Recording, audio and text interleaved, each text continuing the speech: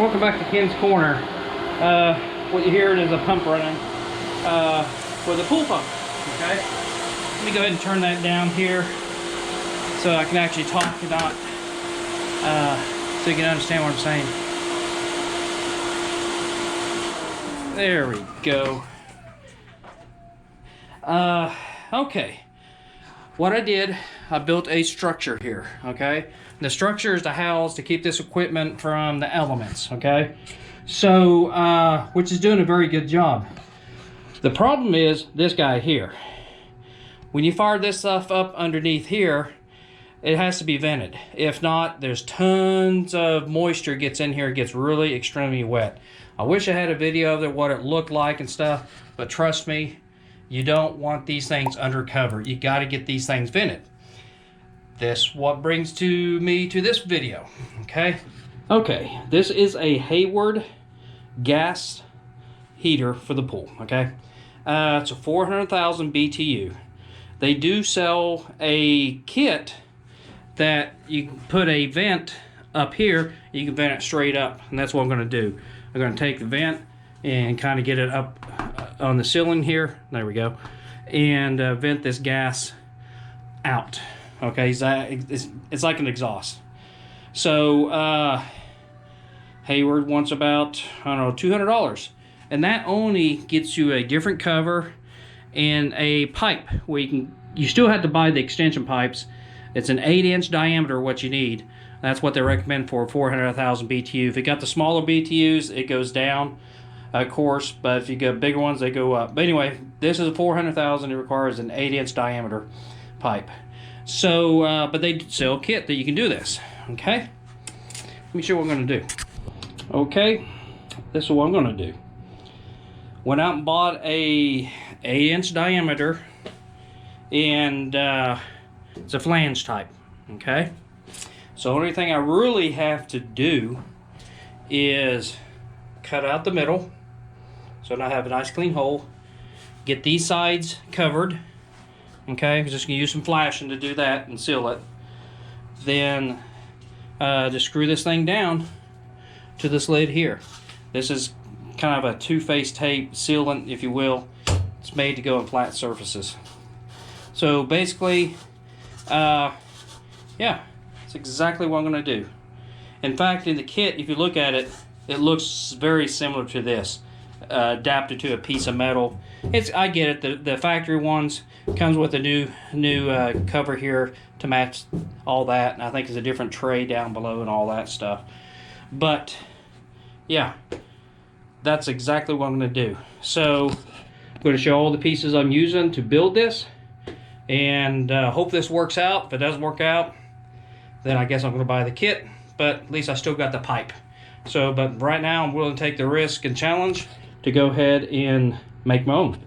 So let's get started, and I'll show you all the other pieces I had to buy for this and how I'm going to lay it out and what Hayward recommends to lay it out as well. Okay, let's get started. Okay, this is for the roof. Okay, it's going to go up there on the roof. Okay, we need a T. Got one of those. These are 90s. There's look straight, but you can bend them however you want to bend them. Okay, so I got two 90s, and these are 2-foot sections. I was trying to look for a 4-foot section, 8-inch diameter. All they had was 2 feet, but for what I need, I think that would work out just fine. I am missing one part here. I'm missing a cap, and I'll explain when I get these pieces together why we need a T. So anyway, basically that's the main part list.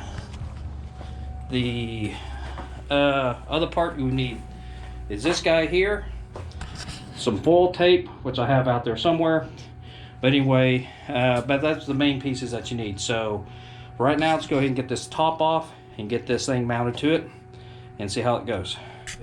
To remove this panel, I think all we need is remove these Phillips screws. I think there's a couple here on the sides, each side. So let's see if that's all needed to remove this off. So here we go.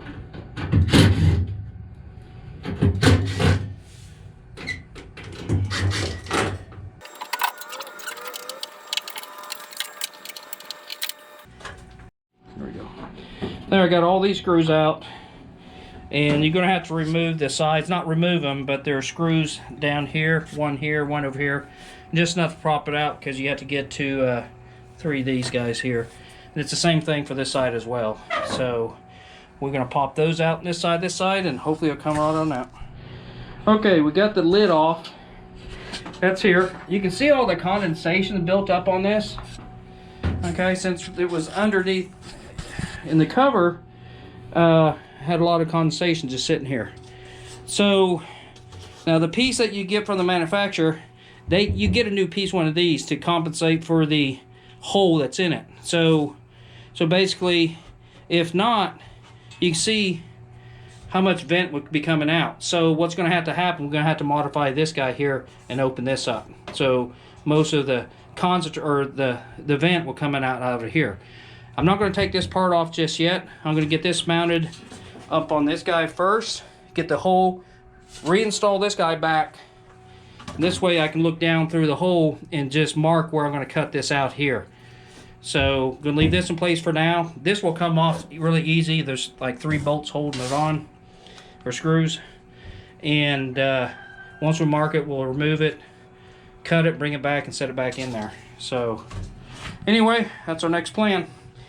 Next is get the hole mated in that. Okay, what we're going to have to do, this piece here, we're going to leave intact. We're going to keep the edges like they are, okay? We're going to put this in between this edge and this edge. So we're going to keep the gas all contained in here. Then over here, we're going to cover this piece from one end to the other with some flashing, aluminum flashing. So we'll be able to put that in there, seal it down, probably lip it here, screw it down to here, so no gas will be able to get over from here, you know, outside of this chamber. So it's going to be forced in the hole. So anyway, hopefully that makes some type of sense. So that's what we're planning on doing. Other way, 90 that way. So anyway, yeah, that's the piece that we're going to deal with. So anyway, that's Pops. So anyway, he came up doing this, so it's a good idea. So anyway, so we're going to get started. Make sure this piece fits in here next. Okay, so we took some marks and put it on the edge of the lip. So you can see marks here and some other marks down here. Okay, that represent that lip up here. Okay, then between these holes here, okay, get one there, we drew a straight line over here. Okay, then we approximated off that line where that flange is going to be at. Then we just drew a circle. Anyway, so that's a hole we're going to cut out. We'll probably make it just a little bit bigger, because this has to come up through it. So that gives us a good starting point. So our next, let's get this thing cut out. You can always draw a happy face on it, I guess. So. Oh, sad face, he's gonna be gone. Yeah. Okay, got the smiley face cut out. Now what we're gonna do, we reinstalled it so we can make where we're gonna cut the hole for this here. So we're gonna take the other piece like that. We're gonna draw a circle in here, and that's what we're gonna cut out. So that's next. Okay, now we got a nice little circle here. Just notice it says 400 there. But anyway, it's the size of the BTUs. So now we're going to cut this circle out. So first, have to remove these 3 screws, and this piece will come right on out. Okay, we got the hole cut.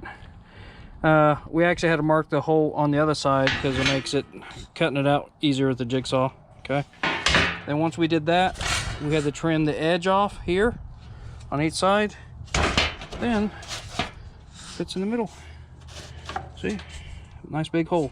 So what we have to do now, peel the sticky tape off, then we'll screw it down with self-tapper screws, then install it down there. Okay, now this is good and secured. Remove the backing tape off of this. So now it's got stuck down, it's got a good seal. Just head and just self-tapping screws on both sides. So now this thing's really good and secure. I don't think any gas is going to get out of there. So the next step is to get this all closed in, then ready to put the lid on. So that's how it's going to look so far. Just to give you an idea what it looks like, we just hadn't stuck the lid on just to give you an idea. So came out pretty good, not too bad on the gaps.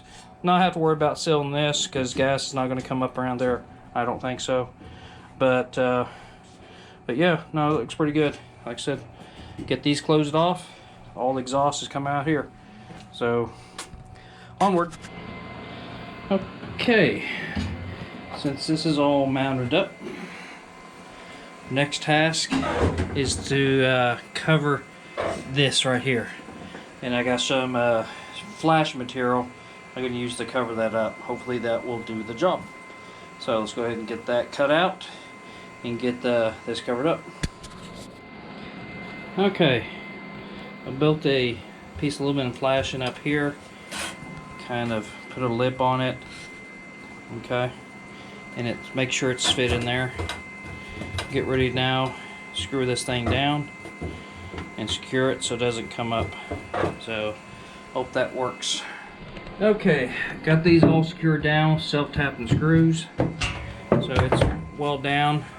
What I'm going to do is come in here with some tape all the joints up, so when the exhaust gas comes up here, if it hits here, the tape will hopefully secure it. The back side, I'm going to roll this down and secure that with tape as well. So we go ahead and get that knocked out. Ooh. Camera got fogged up. Oh my gosh. There we go, now you can see.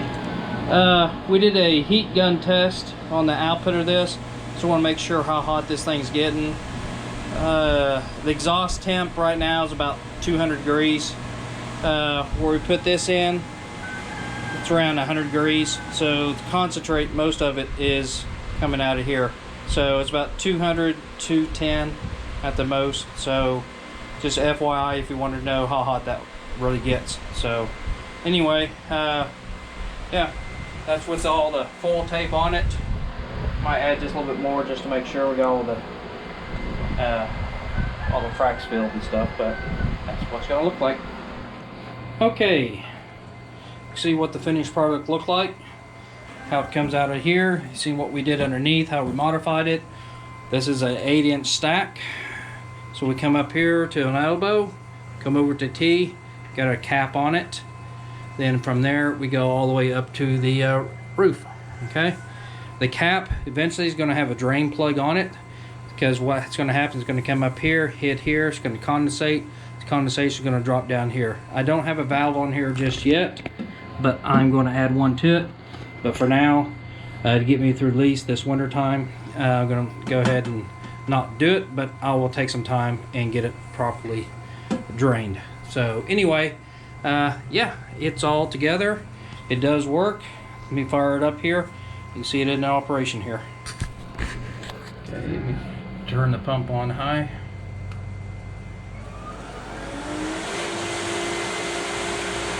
Turn the heater on.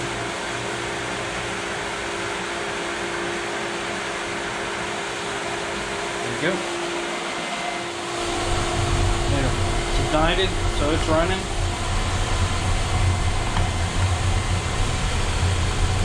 See it's on.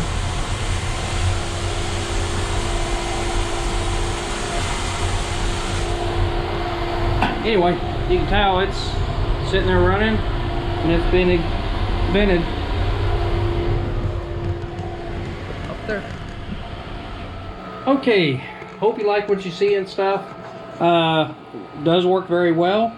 So we'll see how it does over the winter time. I know they say you're not supposed to use these to heat your pool up during the winter, but let me tell you what, if the pool gets below freezing, this is going to get turned on. So anyway, but most importantly, when spring starts to come approach, we can run this thing now and we won't build up a lot of moisture in here. So anyway, I hope you do like what you see.